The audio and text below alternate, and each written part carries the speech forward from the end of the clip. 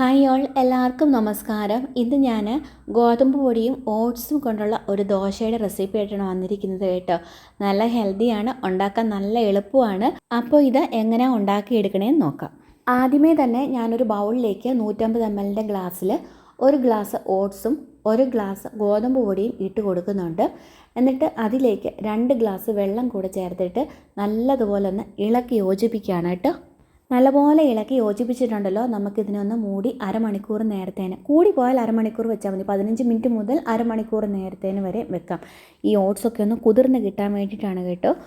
ഇതൊന്ന് അരച്ചെടുക്കാനുള്ളതാണ്. അപ്പോൾ അതിന് വേണ്ടിയിട്ടേ നല്ല പോലെ ഒന്ന് കുതിർന്ന് കിട്ടി കഴിഞ്ഞിട്ടുണ്ടെങ്കിൽ നല്ലതാണല്ലോ, എളുപ്പമാണല്ലോ അരച്ചെടുക്കാനായിട്ടേ.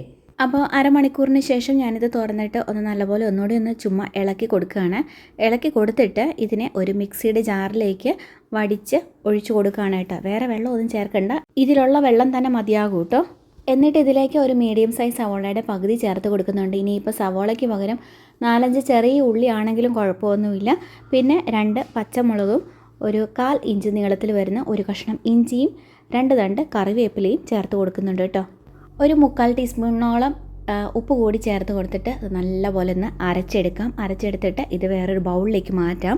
ഞാനിത് അരച്ചെടുത്തപ്പം ദോശ ചൂടാൻ പാകത്തിന് വെള്ളമാണ് ഇതിലുള്ളത്. അതുകൊണ്ട് ഈ മിക്സിയുടെ ജാറിലുള്ളതൊക്കെ ഞാൻ വടിച്ചിടുകയേ ചെയ്തിട്ടുള്ളൂ. ഒട്ടും വെള്ളം വേറെ ചേർത്ത് കൊടുത്തിട്ടില്ല.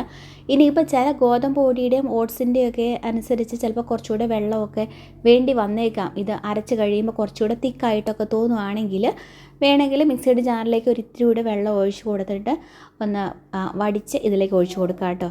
ഉപ്പൊന്ന് ടേസ്റ്റ് ചെയ്ത് നോക്കാം. കുറവാണെന്ന് തോന്നുകയാണെങ്കിൽ ഒരു ഇത്തിരി കൂടെ ഉപ്പും ചേർത്ത് കൊടുത്തിട്ട് ഒന്ന് ഇളക്കി യോജിപ്പിച്ചെടുക്കാം. ഞാൻ ഇട്ട ഉപ്പ് പാകത്തിനായിരുന്നു കേട്ടോ.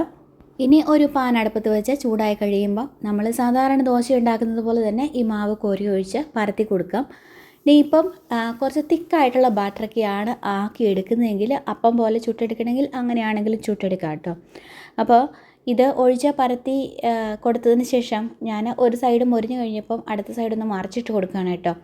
അതപ്പോൾ ഓരോരുത്തരുടെ ഇഷ്ടത്തിനനുസരിച്ച് ചെയ്യാം. ചില ആൾക്കാർ ദോശയുടെ ഒരു സൈഡ് മൊരിഞ്ഞ് കഴിയുമ്പം അങ്ങനെ തന്നെ വാങ്ങിയെടുക്കുകയാണ് പതിവ്. അപ്പം എനിക്ക് അങ്ങനെ എടുക്കുന്ന ഒരു തൃപ്തിയില്ല കേട്ടോ. അപ്പോൾ ദോശയാണെങ്കിലും അപ്പമാണെങ്കിലും ഒന്ന് തിരിച്ചും മറിച്ചും ഇട്ട് ഒന്ന് മൊരിച്ചെടുത്ത് കഴിഞ്ഞാൽ ഒരു തൃപ്തി ഉണ്ടാവുള്ളൂ. അപ്പോൾ അതുകൊണ്ടാണ് ഞാൻ ഇങ്ങനെ ചെയ്തെടുക്കുന്നത് കേട്ടോ. അപ്പോൾ അത് ഓരോരുത്തരുടെയും ഇഷ്ടത്തിനനുസരിച്ച് ചെയ്തെടുക്കാവേ.